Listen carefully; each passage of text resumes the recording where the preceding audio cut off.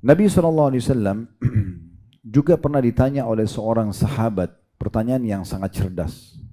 Sahabat ini mengatakan, orang dari Ansar ya, setelah salam kepada Nabi SAW beliau mengatakan, Ya Rasulullah, ayyul mu'minina afdal? Siapakah orang beriman yang paling afdal? Paling layak jadi teman, jadi pasangan hidup, jadi partner bisnis, jadi atasan, jadi bawahan, jadi pemimpin. Semua ini siapa sih orang yang mukmin yang paling afdal? Kata Nabi SAW, Qala ahsanuhum khuluqa. Yang paling baik akhlaknya. Tolong itu, kalau akhlaknya paling baik, berarti itu yang paling pantas untuk jadi pasangan hidup, teman kita, atasan, bawahan, dan seterusnya. Qala, orang itu bertanya lagi, fa ayyul mu'minina akyas? Kalau begitu siapa orang mukmin yang paling cerdas? Maka cerdas menurut Nabi SAW adalah qal aktsaruhum lil mauti dzikra, orang mukmin yang paling banyak mengingat kematian, wa ahsanuhum lima ba'dahu isti'dada, dan orang yang paling baik yang punya persiapan untuk menghadapi kematian tersebut, ulaikal akyas, mereka itu adalah orang-orang yang cerdas, orang-orang yang cerdas ya. Kalau Bapak Ibu mau lebih jauh bisa nanti dibaca pada saat lagi di rumah, lagi lowong. Coba baca bagaimana Allah menggambarkan penyesalan orang-orang kafir, orang-orang yang banyak dosanya tidak sempat taubat pada saat meninggal. Bisa baca surah Al-Mu'minun, surah nomor 23, ayat 99 sampai 115. Saya bacakan saja ayat 99 sampai ayat 100, 2 ayat. Tapi saran saya nanti di rumah bisa dibaca sampai ayat 115. Itu menggambarkan bagaimana penyesalan mereka nanti pada saat meninggal. Dan kita sebagai seorang muslim punya kelebihan karena kita sudah dapat bocorannya. Syukurlah kita tahu ini. Ya. Kalau kita tidak tahu bagaimana? Allah memberitahukan kita sebagai orang muslim, teman-teman sekalian, dari awal manusia diciptakan Nabi Adam dari tanah, diciptakan dari tulang rusuk yang istilahnya Hawa. Kemudian mereka berdua disuruh malaikat sujud, iblis tidak mau, iblis nolak, lalu iblis dilaknat, lalu Allah masukkan Adam dan Hawa di surga, lalu iblis menggoda, lalu diturunkan ke muka bumi. Terus ceritanya sampai nanti surga dan neraka. Dari jalan pertama sudah diciptakan sampai nanti surga itu dijelaskan tanahnya, batunya, airnya, bangunannya, baju-bajunya, istananya, bidadari-bidadaranya, lengkap seperti kita lihat kalau kita baca itu. Neraka juga begitu, siksa yang paling rendah sampai siksa yang paling berat digambarkan semuanya. Seperti kita lihat, tinggal mau belajar atau tidak. Kita ini sudah dapat bocorannya. Justru harusnya kita ini menjadi orang yang luar biasa, harus lebih hati-hati karena kita sudah tahu semua. Beda orang ateis, orang-orang non-muslim yang tidak paham masalah ini. Kalau Bapak Ibu sudah tahu lalu lalai, ini sayang benar karena sudah tahu. Kenapa sudah tahu tapi tetap dilalaikan? Ya. Maka kita perlu baca. Ayat 99 dari surah Al-Mu'minun, surah nomor 23, Allah berfirman, Hatta idza jaa ahadahumul mautu qala rabbirji'un. Nanti orang-orang kafir itu, orang-orang yang banyak dosa tidak sempat bertaubat dari dosa-dosanya, pada saat hadir datang kematian kepada mereka, mereka akan berkata, Rabbirji'un, Tuhanku, tolong kembalikan aku. Kembalikan ke dunia lagi. Untuk apa? Tadi saya bilang, untuk makan, cari makanan favoritnya misalnya, untuk tidur kah, untuk biologis sama pasangannya kah, atau untuk apa? Tidak lagi. Enggak lagi pada saat itu. Kita kalau lihat malaikat manusia sudah tidak berpikir itu semua. Apa yang mereka bilang Allah sudah kasih bocorannya. La'alli a'malu salihan fima tarakt. Semoga saja aku bisa mengerjakan amal saleh yang dulu aku pernah tinggalkan. Lalu Allah mengatakan, kalla, tidak mungkin. Innaha kalimatun huwa qailuha. Itu perkataan yang cuma diucapkan dengan lidah. Wa min waraihim barzakhun ila yaumi yub'atsun. Dan mereka akan dimasukkan ke alam barzakh di kuburan sampai hari kebangkitan nanti. Teman-teman, kalau ada yang mengatakan begini, udah nggak apa-apa buat dosa aja nanti saya yang tanggung, omong kosong. Omong kosong. Kalau ada orang mengajak orang lain buat dosa, maka yang mengajak dapat dosa, yang diajak yang mengerjakan dapat dosa juga. Cuman yang mengajak dikasih dosa porsi yang sama dengan yang temannya kerjakan. Misalnya dia berzina dapat 100 dosa, temannya yang diajak buat dosa zina juga dapat 100 lagi dosa. Cuma dia karena ngajak dikasih 100 dia, jadi 200 dosanya. Jadi nggak ada ceritanya kamu buat dosa saya yang tanggung, nggak bisa.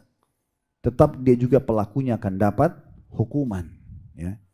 Semua teman-teman kita yang seperti ini, teman-teman pastikan hanya akan bisa menunggu kita di kuburan maksimal setengah jam.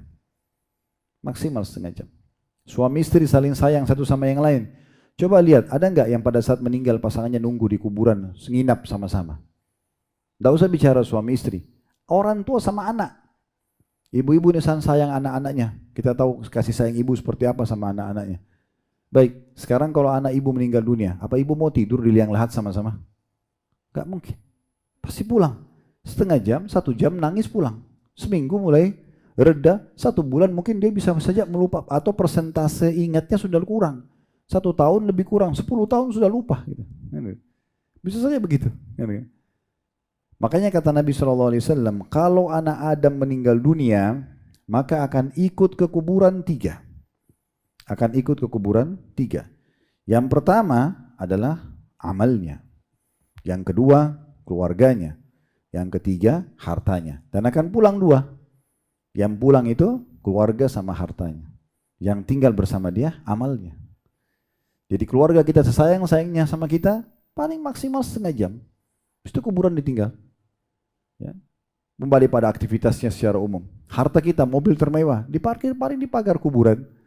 Gak mungkin masuk liang lahat sama kita. Habis itu jadi warisan, selesai. Yang tinggal bersama kita apa? Yang selama ini Bapak Ibu lalaikan. Ya sholatnya, ya zikirnya, ya ibadah-ibadahnya. Gitu kan? Dan ini yang banyak dilalaikan oleh manusia. Mereka tidak sadar tentang masalah ini. Padahal sebenarnya ini fakta dan fenomena yang harus kita sadari. Makanya Nabi SAW pernah teman-teman sekalian satu waktu mengantar jenazah. Kemudian beliau pas melihat ramai, beliau mendekat ke situ. Dan waktu lihat jenazah diturunkan, ini Nabi ya. Lihat jenazah diturunkan, lalu beliau menjatuhkan lututnya ke tanah. SAW. Lalu kemudian beliau tundukkan kepalanya sambil beliau meneteskan air mata. Kata para sahabat, sampai kami melihat air mata Nabi netes ke tanah. Saking banyaknya air matanya. Lalu beliau mengatakan kata-kata yang mulia. Beliau mengatakan, sungguh hai saudara-saudaraku, untuk keadaan seperti inilah kita harus punya persiapan. Seperti ini nanti, jangan sampai ya kita menjadi seperti ini.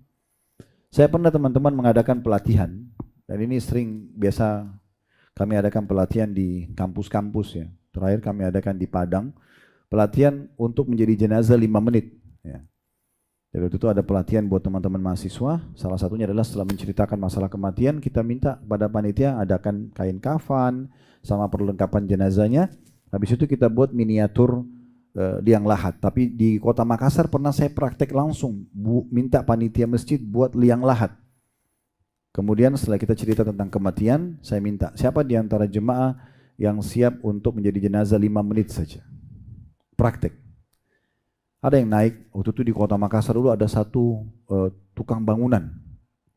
Saya Ustaz, baik silakan. Nanti kalau Bapak masuk di sini, tidur di atas kain kafan ini, tutup matanya, bayangkan kalau Bapak sudah meninggal ya, dan coba resapi apa yang saya ucapkan. Baik Ustaz. Begitu dia tidur, ini fenomena betul terjadi. Dia tidur di atas kain kafan itu, dia tutup matanya. Saya bilang, Bapak tutup matanya, bayangkan Bapak sudah meninggal. Semua hiruk-pikuk yang didengar suara masjid ini, anggap suara orang di rumah kita yang kita pada saat meninggal dunia. Tapi kita tidak bisa protes. Nggak bisa kita, oh kamu diam, ribut, jangan, nggak ada. Nggak bisa lagi. Bahkan panitia pada saat meletakkan tangan kiri di bawah, tangan kanan di atas, nggak bisa disuruh pindah. Kain kafan itu begitu ditaruh di pipinya, Bapak itu mulai nangis. Dia nangis terus. Ditaruh kain kafan, tangannya ditaruh, dan diikat bagian kepala, diikat bagian kaki.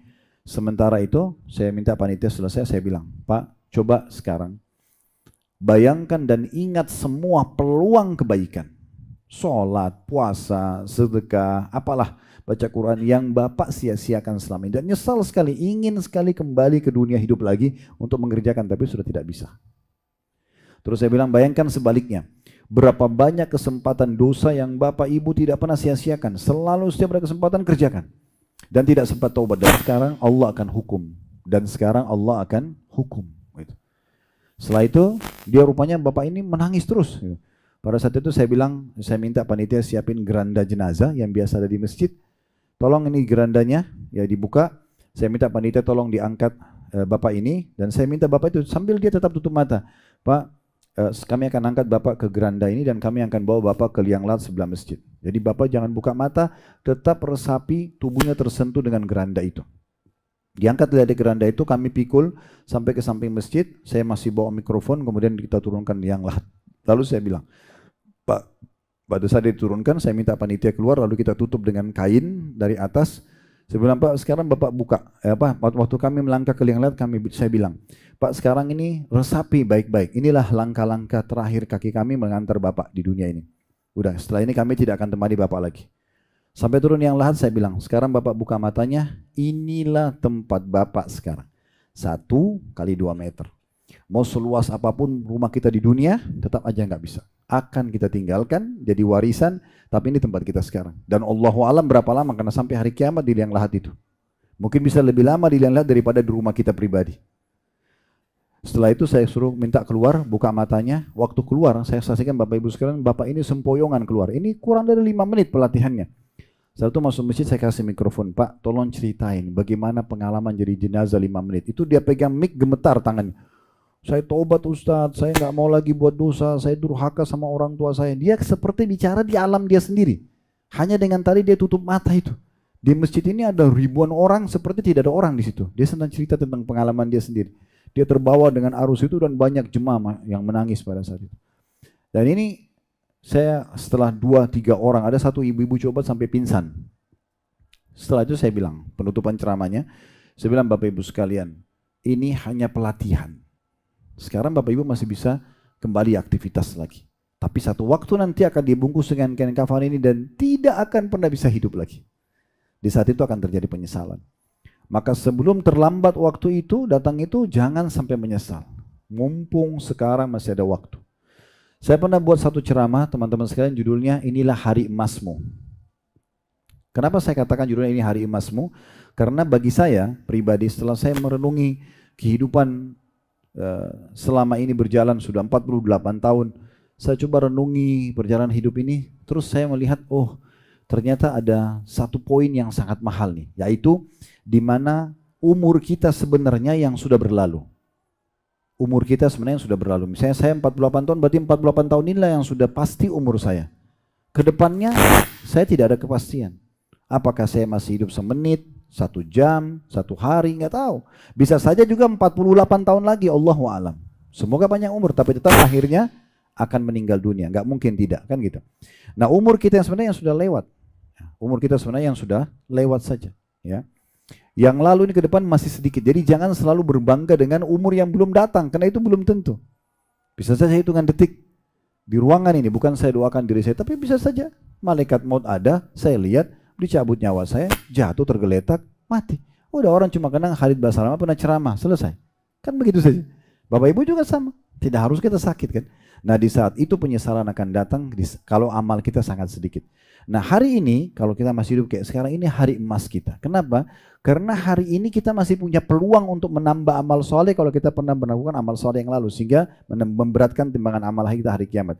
Atau kalau kita punya dosa di masa lalu, saat ini kesempatan taubat. Dan taubat itu sering saya bahasakan di ceramah Bapak Ibu sekalian, betul-betul tiket VIP dari Allah. Hanya istighfar, nangis sama Allah, ya Allah saya nyesal, saya nggak mau ulangi. Hitungan detik, bisa puluhan tahun kesalahan kita dimaafin semuanya. Maksimalkan, karena ini hari emas kita, kita tidak tahu besok kita hidup atau tidak. Maka segera bertobat sebelum terlambat. Kalau Allah kasih kesempatan kita bisa beramal 1 hari saja, maka itu sangat mahal. Di masa Nabi Muhammad SAW ada 2 riwayat. Dua-duanya sahih, diangkat oleh Al-Mundhiri rahimahullah. Ini maaf, azannya bisa sambil dijawab ya. Jadi riwayat yang pertama itu ada 3 orang masuk Islam dari satu suku Arab. 3-tiganya tinggal di rumahnya Talha bin Ubaidillah radhiyallahu anhu. Ini sahabat yang dikenal salah satu dari 10 orang dijamin masuk surga. Talha bin Ubaidillah cerita, dia bilang dari 3 orang ini, orang pertama mati, terbunuh mati syahid. Beberapa waktu kemudian orang kedua ikut perang juga mati syahid. Beberapa waktu kemudian orang ketiga meninggal biasa di atas ranjang, tapi terakhir meninggalnya.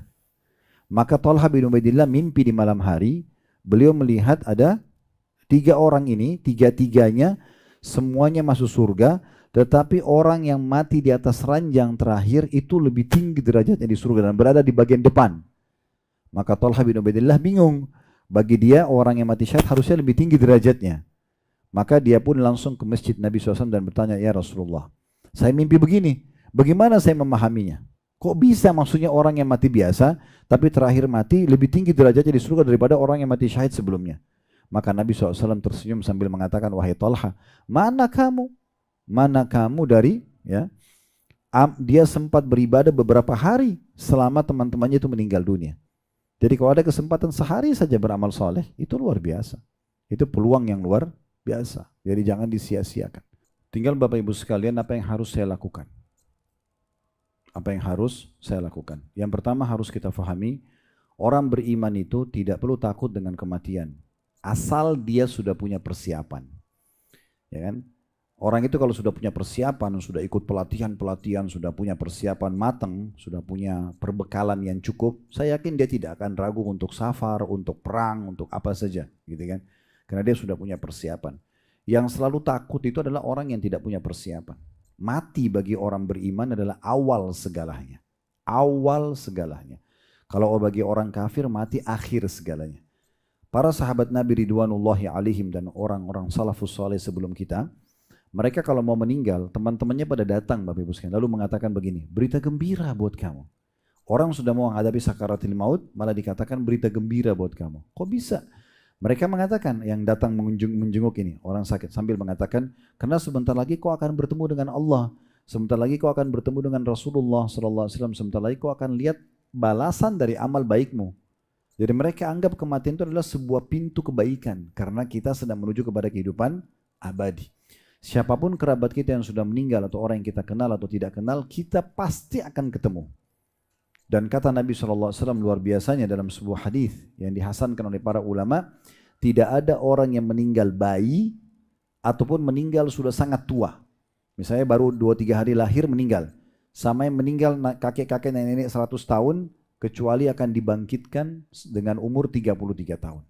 Gak lebih sehari, gak kurang sehari. Nanti di akhirat sudah tidak ada lagi anak-anak, tidak ada orang tua. Semuanya akan kembali kepada 33 tahun. Dan kata Nabi SAW, orang yang meninggal, nanti kalian akan dibangkitkan pada hari kiamat dengan postur ayah kalian Adam.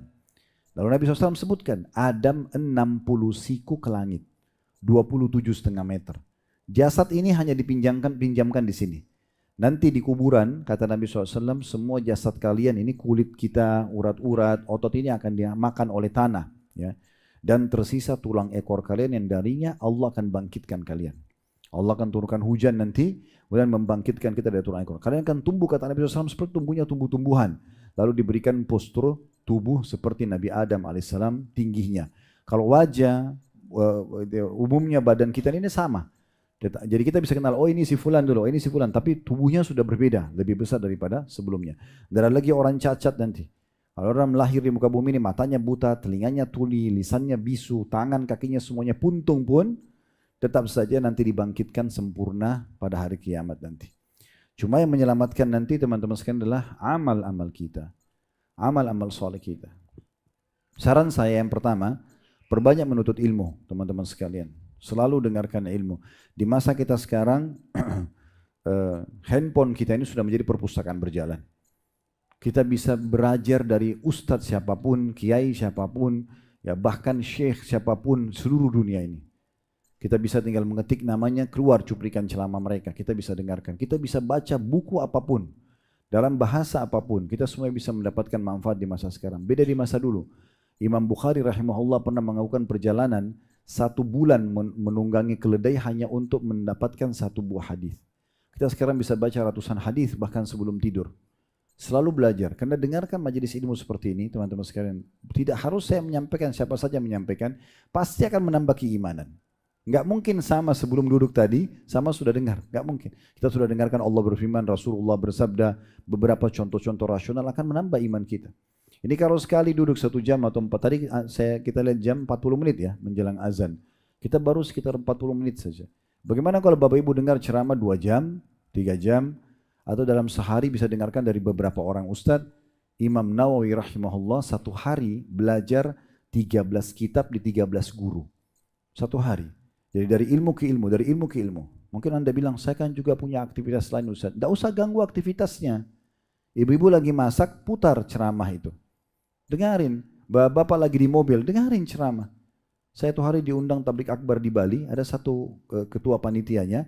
Begitu dia starter mobil, karena sudah dicolokkan flash disk oleh anaknya cuplikan. Kebetulan potongan ceramah kami semua yang ada di sini. Jadi dia dengar sirah Nabawi misalnya. Jadi dia dengarin nih, ya 15 menit perjalanan misalnya, lalu dimatikan. Dia aktivitas kerja. Dia begitu naik lagi di mobilnya, di starter, lanjut lagi. Dia teringat lagi yang tadi. Begitu setiap hari. Akhirnya kan dia selalu dari ilmu ke ilmu, aktivitasnya tidak terganggu. Maka ilmu ini nanti akan menjadi bekal yang sangat luar biasa, menjadi tameng buat kita agar jangan sampai berbuat dosa atau meninggalkan perbuatan amal soleh. Seringnya mendengarkan keutamaan sholat malam akan motivasi kita sholat malam. Seringnya mendengarkan ancaman riba, zina, kita juga akan hati-hati kan begitu. Nah itu ilmu, itu yang pertama. Yang kedua, selalu teman-teman sekalian bersama dengan komunitas-komunitas yang baik. Ya. Komunitas baik ini penting sekali. Maksudnya orang-orang yang baik, orang-orang yang soleh. Semua orang yang suka gosip, suka berbuat dosa, ya lalai dari Allah, jangan jadikan teman. Kenal boleh. Tapi tempat kita ngobrol, tiap hari kumpul, jangan. Karena kita ini manusia, makhluk sensitif. Ya. Jadi kalau ada yang bilang, oh enggak, saya nonton film India 2 jam saya enggak terpengaruh kok. Ini bohong. Enggak mungkin. Sebagaimana dulu 2 jam dengar ceramah terpengaruh kan gitu. Enggak mungkin.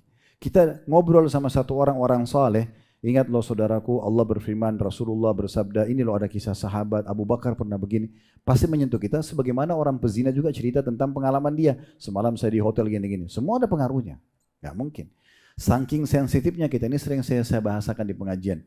Hidung kita ini bisa bedain wangi dan busuk seketika. Lidah kita bisa bedain asin, asam, manis seketika. Ya kan? Telinga kita bisa bedain intonasi suara ribut dan juga yang lembut seketika. Mata kita bisa bedain ini terang, ini gelap seketika. Semua sensitif. Gitu kan? Jadi nggak mungkin kita ini nggak terpengaruh sama orang, itu nggak mungkin. Maka jangan mengatakan, enggak saya kuat kok, saya tidak terpengaruh. Enggak. Mau dakwahi orang silakan, mau sampaikan oke, tapi jangan kumpul sama mereka. Kita berteman sama orang pengangguran, kita jadi pengangguran. Kita berteman sama orang prestasi, kita akan prestasi, kan begitu. Maka hati-hati sekali. Makanya kata Nabi SAW, Al-maru ala dini khalil, seseorang sesuai dengan agama temannya. Yang ketiga, pilih-pilih amal yang kita mau kerjakan. Betul-betul kita pilih dan cari amal yang paling terunggul kan dari amal-amal. Misalnya dimulai dari yang wajib-wajib. Kata Nabi SAW, Allah berfirman dalam hadis qudsi, sesungguhnya tidak ada amal yang lebih aku cintai kata Allah yang dikerjakan hambaku dibandingkan dengan apa yang aku wajibkan pada mereka. Jadi jaga 5 waktu sholat itu betul-betul. Ya kita jaga semuanya, gerakannya, bacaannya, jaga kehusyuannya. Kemudian baru itu dilengkapkan dengan sholat sunnah. Jangan kita sibuk dengan sholat sunnah. Ini ibarat ikan teri tapi ikan pausnya lepas. Ya. Dia sholat tahajud ya, tapi subuhnya kebablasan. Ya. Ini berarti dia dapat ikan teri lepas ikan pausnya. Jangan. Dia puasa Senin Kamis ya, tapi Ramadannya lalai misalnya. Dia sibuk sedekah tapi dia lupa zakatnya. Dia sibuk umroh tapi dia tidak laksanakan hajinya. Maka ini seperti orang kejar ikan teri tapi dia lepas dari ikan paus itu. Juga dalam hal ini saya berharap Bapak Ibu jangan pernah kerjakan perintah kecuali ada syariatnya. Ini penting sekali. Jangan selalu beralasan kan baik, kan bagus, nggak bisa. Nanti nggak diterima, gitu kan? Rasulullah SAW diutus untuk dicontohin. Maka siapapun yang mengajarkan ke Bapak Ibu, ini Bapak Ibu kerjakan ini, tanyakan mana dalilnya. Ada enggak wahyu, ada ayat Al-Quran, ada hadis, ada perintah enggak? Kalau ada, kerjakan. Kalau enggak ada, jangan. Karena nanti sia-sia. Ya. Sesuatu yang tidak diperintahkan kalau dikerjakan masuk dalam pelanggaran nanti. Sering saya ingatkan dalam banyak ceramah kita itu ya. Jadi hati-hati Bapak Ibu sekalian. Kalau yang mau dengar alhamdulillah, tidak mau dengar itu hak mereka tentunya. Tetapi kalau saya lebih memilih sebuah ibadah yang saya kerjakan yang sudah pasti ada perintahnya.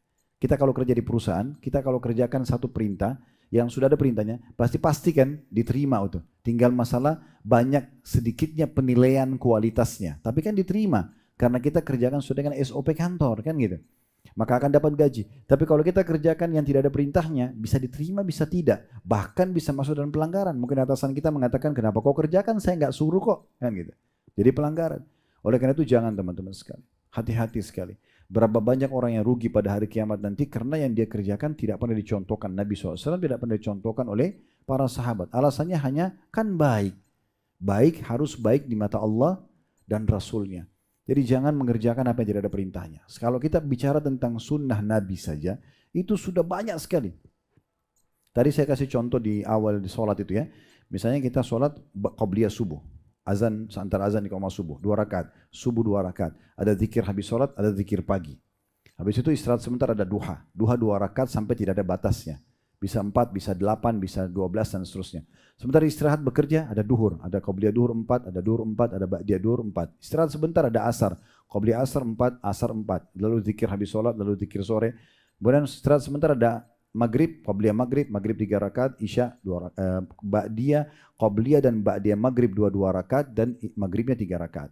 Istirahat sebentar ada isya, qabliyah dan ba'diyahnya sebelum dan sudah isya 2 rakaat, isyanya 4 rakaat. Sementara istirahat sudah ada tahajud. Kembali lagi begitu. Ini aja ini yang ada perintahnya. Gak usah ditambah-tambah dan dikurangi gitu. Kalau mau sholat, sholat ini aja. Ya. Saya pernah masuk ke salah satu masjid di Jakarta Timur. Diundang ceramah waktu itu, undang ceramah tahajud di Ramadan. Saya datang, terus saya kaget karena jemaah masih pada sholat. Tapi terus terang seumur hidup saya belum pernah lihat sholat seperti itu. Saya tidak tahu sholat ini apa gitu. Ya. Gerakannya agak beda. Ya, sujudnya juga beda, tapi saya tidak tahu apa yang sedang diajarkan. Maka pada saat saya dikasih kesempatan ceramah, saya menjelaskan gitu kan. Tapi ini contohnya, jangan sampai kita mengarang-arang, sementara tidak ada panduannya, nanti tidak diterima, apalagi kalau jadi dosa, kan gitu. Jadi fokus saja, zikir yang Nabi pernah bacakan. Baca Quran, tata cara Nabi. Nabi itu diperintahkan untuk diciplak hidupnya. Ciplak semua. Nabi makan, Nabi tidur, Nabi jalan, berpakaian, berbicara, semua ikutin. Ciplak aja. Kata Nabi, kata Allah SWT dalam surah Al-Ahzab, ya, di surah nomor 33 Allah menyebutkan laqad kana lakum fi rasulillahi uswatun hasanatun liman kana yarjullaha wal yawmal akhir wa dzakarallaha katsira. Sesungguhnya pada diri Rasulullah Muhammad SAW ada suri tauladan buat kalian. Maksudnya ciplak hidupnya semua. Para sahabat itu kalau Nabi lagi jalan dilihat cara-caranya. Nabi pakai baju apa, dilihat disampaikan bajunya seperti apa. Nabi makan seperti apa, Nabi datangi rumahnya siapa. Nabi bentuk pasukan, semuanya diceritain supaya kita ciplak hidupnya. Sesungguhnya pada diri Rasulullah SAW suri tauladan buat kalian bagi orang yang ingin bertemu dengan Allah, berzikir kepada Allah dengan zikir yang banyak, ya. Liman kana yarjullah, siapa yang bertemu Allah, wal yaumil akhir, dan ingin mendapatkan balasan surga di akhirat, wa dzakarallaha katsiran, dan berzikir kepada Allah dengan zikir yang banyak.